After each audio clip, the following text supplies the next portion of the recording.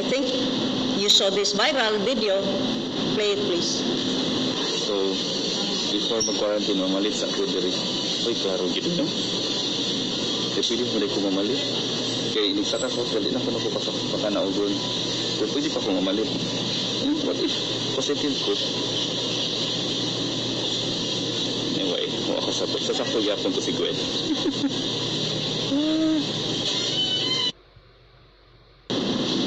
And so it ends with a question, what if I were positive?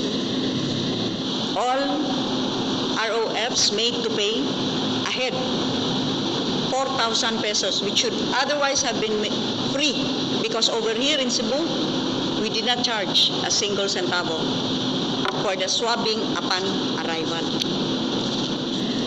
And there he was. And how many times was this replicated by so many other returning Filipinos or OFWs? You know what your protocol was in Manila that you have so highly touted as being the effective one, and yet Delta cases were first spotted in Manila. If in fact your 7-day swabbing was really that effective, tell me this. Why were the very first cases detected on arrivals in Manila? That's the protocol that you have been insisting on. And that was what happened in Manila. Here's another one. Let me read to you some pertinent portions. FYI, for those abroad or with relatives abroad wishing to come to the Philippines, a personal account of someone who just arrived at NAIA from the US.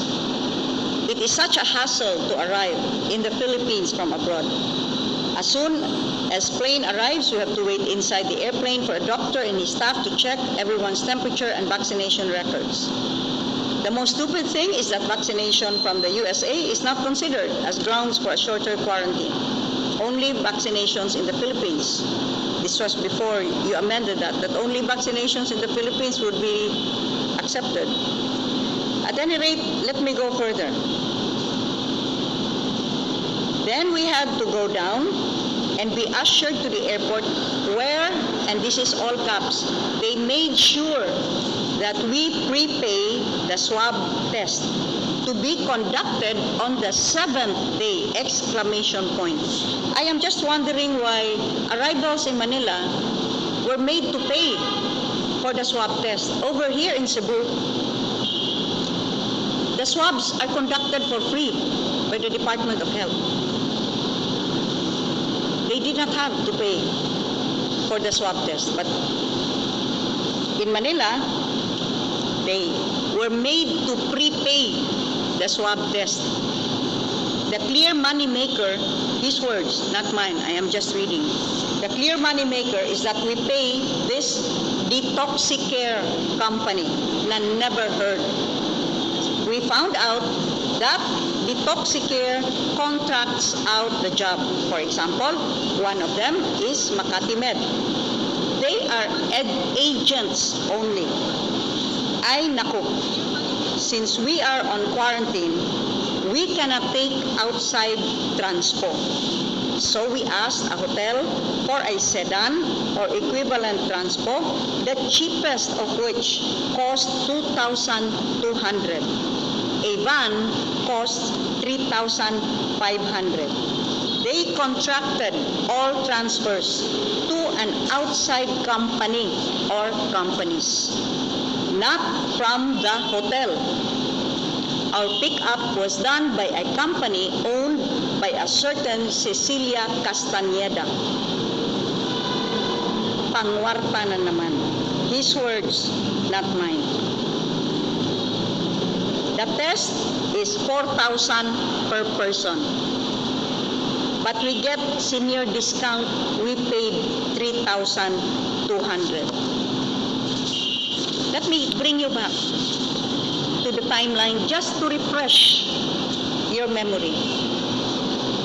So, from May 27, 2021, from May 29, 2021, until June 12, 2021, there were no flights arriving in Cebu.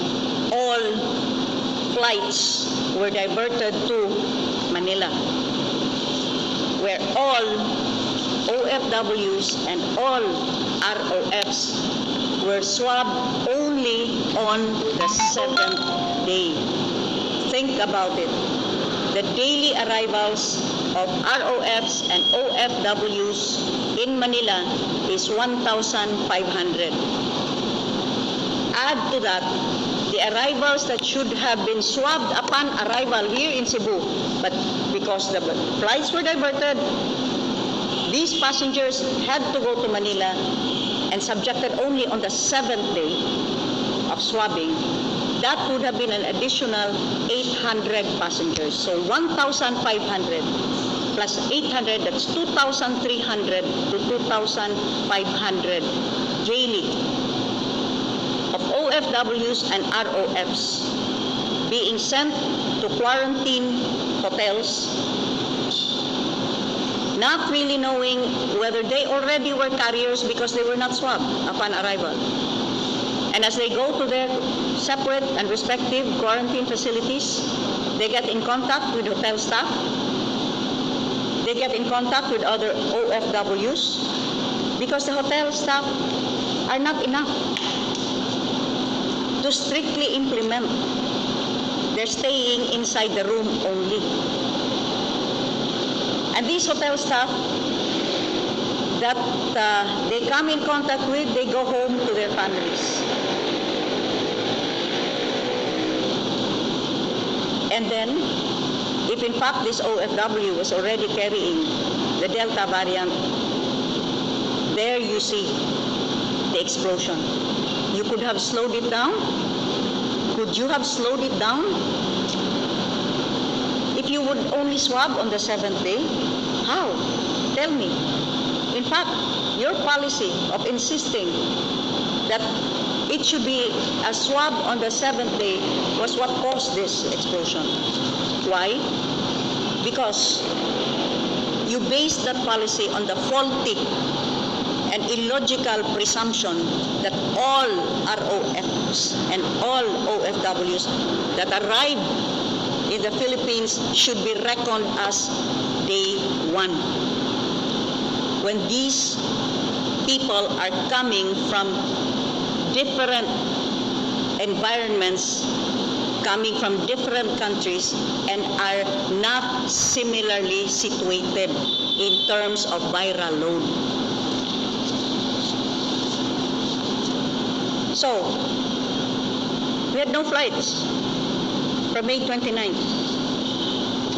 The DOH reports on May 29th, one additional Delta variant, an ROF from the UAE with an indicator address in the Cordillera Administrative Region.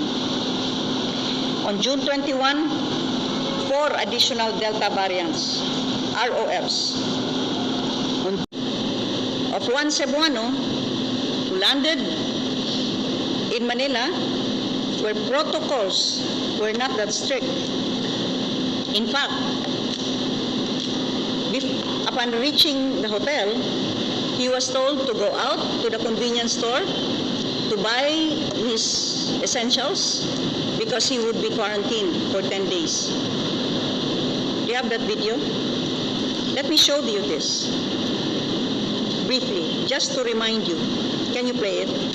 His office hereby extends the diversion of international flights inbound for MCIA to the Ninoy Aquino International Airport until 23:59 of 12 June 2021. You remember that? The flights were in fact diverted. We had no incoming OFWs and ROFs. And because of this, even our own OFWs and ROFs had to land in Manila. Considering that the additional volume of passengers had not been anticipated, this caused a shortage of hotel rooms, which was why stories reached us of OFWs or ROFs being brought by buses to as far away as Tarlac or even Tagaytay.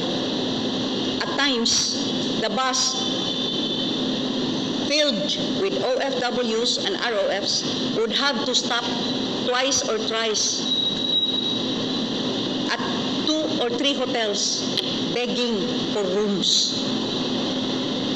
Which is why